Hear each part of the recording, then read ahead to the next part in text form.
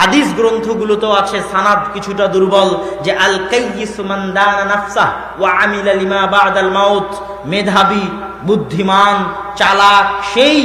যে নিজের সমালোচনা করে, বোকা, গর্ধব, অজ্ঞ, মূর্খ সেই যে অন্যের সমালোচনা করে, মেধাবী, বুদ্ধিমান, চালাক সেই লিমা আমিলা বা'দাল মাউত, যে মৃত্যুর পরে কি হবে তার জন্য প্রস্তুতি নেয়। আমি যদি মারা যাই, আমার মরার পরে কি হবে এই চিন্তা করে যে প্রস্তুতি নেয় সে মেধাবী, এই চিন্তা করে যে প্রস্তুতি নেয় সে বুদ্ধিমান, এই চিন্তা করে যে প্রস্তুতি নেয় সে প্রজ্ঞাময়। আর সবচেয়ে বোকা, সবচেয়ে গর্ধব, সবচেয়ে অচল, অথর্ব, মেধাহীন, বুদ্ধিহীন, চালাকহীন, গবেট, নিরেট সে যে মৃত্যু পরবর্তী, মৃত্যুর পরে কি হবে এটাকে নিয়ে সে ভাবে না, এবং এটাকে নিয়ে সে কল্পনা করে না,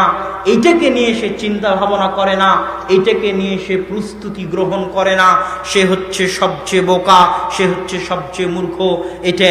আমরা পবিত্র কোরআন এবং হাদিস যদি গবেষণা করি, বিশ্লেষণ করি, স্পষ্টভাবে বুঝতে পারি। এখানে আর একটা কথা বলে রাখি, যে জ্ঞানের কথা আসলো, জ্ঞানের কথার ক্ষেত্রে যাদের মধ্যে শরঈ জ্ঞানের অভাব আছে, যাদের মধ্যে আল্লাহ সুবহানাহু ওয়া তাআলার জ্ঞানের অভাব আছে, পৃথিবী পরিচালনায় আল্লাহর নীতির জ্ঞানের অভাব